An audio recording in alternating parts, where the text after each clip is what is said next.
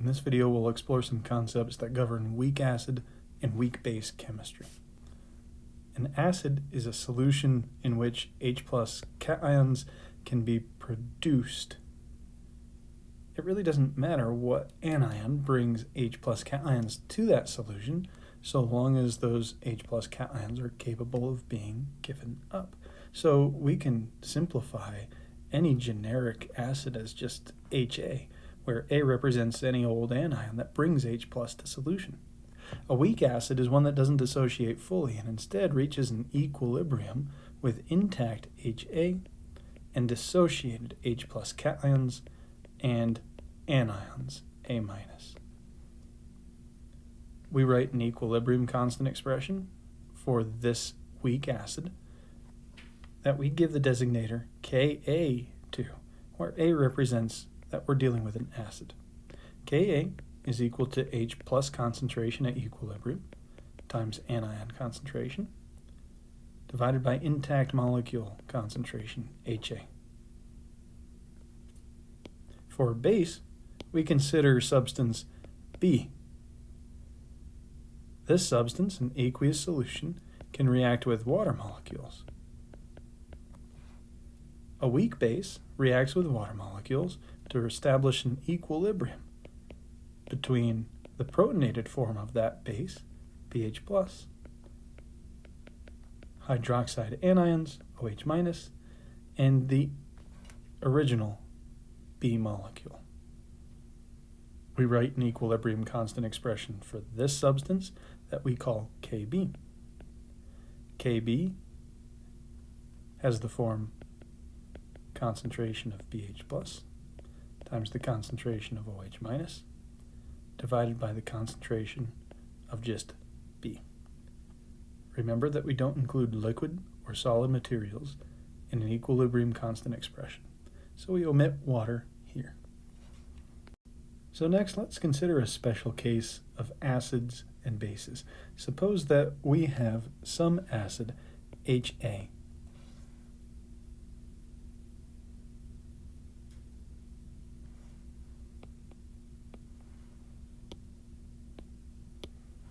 Suppose that we have some acid, HA, in solution that has established an equilibrium with H+ and A- ions that's got an equilibrium constant expression that we write down like we previously did up above.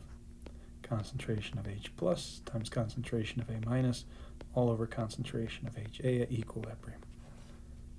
And now suppose we create a second solution, a separate one, that is made just by using an anion that brought H+ to solution in our first reaction. So maybe we call this reaction number 1, and down below we think about preparing a second solution that's just A-. Perhaps acetate in the form of sodium acetate.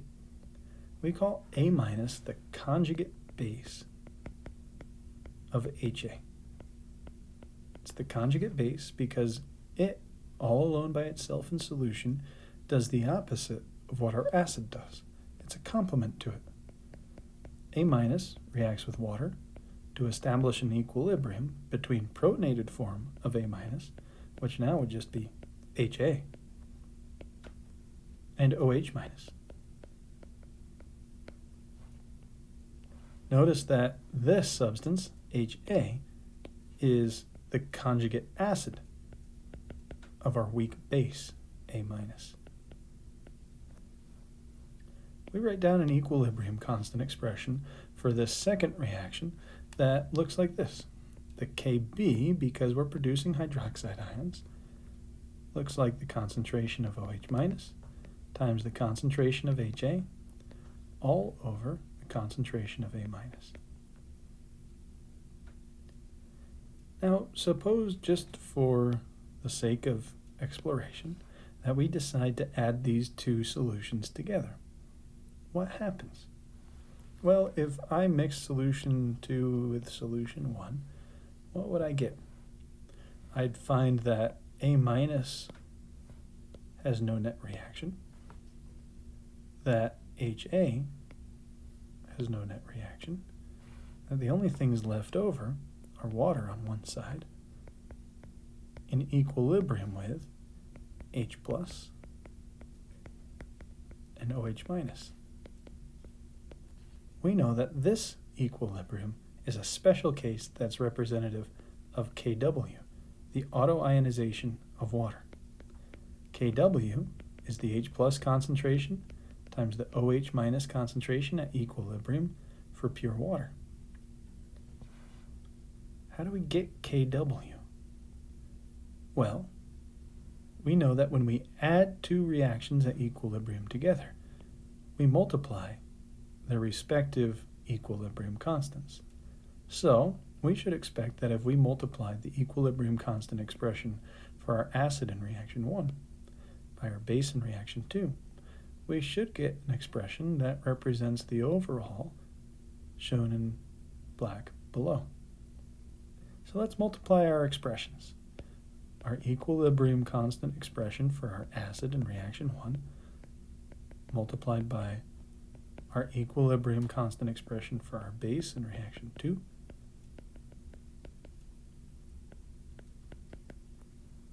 multiplies as follows. A minus goes away, HA goes away, and we're left with, at the end, just the concentration of H plus times the concentration of OH minus. This is Kw. We got Kw by multiplying together Ka and Kb. We can say that for any conjugate acid-base pairs, the Ka of the conjugate acid multiplied by the Kb of its conjugate base always equals Kw, the autoionization equilibrium constant for water. Now, with these concepts in mind, we should be able to evaluate whether a particular solution will act as an acid, a base, or just a neutral solution. So let's investigate each of these three examples in turn.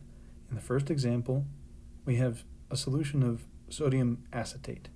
So our ions in solution are either sodium cations or acetate anions. So what do we know about sodium? Can a sodium cation react with water to form something that establishes an equilibrium? Well, no, we can make solutions of sodium cations in water all the time and don't end up with something that's caustic or hurts us. So this doesn't exist. All right, well, then could C2H3O2 react with water? In this case, the reaction of C2H3O2 minus with water can result in the abstraction of an H plus cation from our water molecule, leaving behind hydroxide anions. This does establish an equilibrium, and acetate acts as a base. This is the conjugate base of the weak acid, acetic acid. Any weak acid's conjugate base all by itself in solution will act just like that, a base. So we'll say that a solution of sodium acetate acts like a base. In considering NH4Cl, we can think about whether NH4 plus or Cl minus react with water.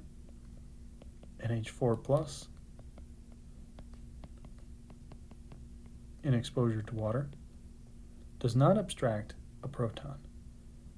Instead, it can give water a proton, creating NH3, ammonia, and H3O plus.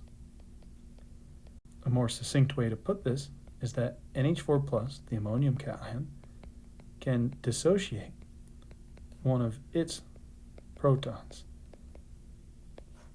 acting like an acid in solution and freeing up H plus cations. Ammonium, the conjugate acid of the weak base ammonium hydroxide, dissociates in solution when it's all by itself as a cation to form NH3 and H plus cations. Notice that chloride ions don't really react with water to form a weak acid, nor do they react in order to dissociate a proton because they have none to begin with. so there's no reaction that establishes an equilibrium for the chloride ion with water. This solution of ammonium chloride acts like an acid due to ammonium's presence. Lastly, for NaCl, we have already established that sodium cations do not react with water and that chloride anions do not react with water. We should expect no reaction that produces either H+ in excess or hydroxide ion. Therefore, we expect that a solution of sodium chloride in water has a neutral pH.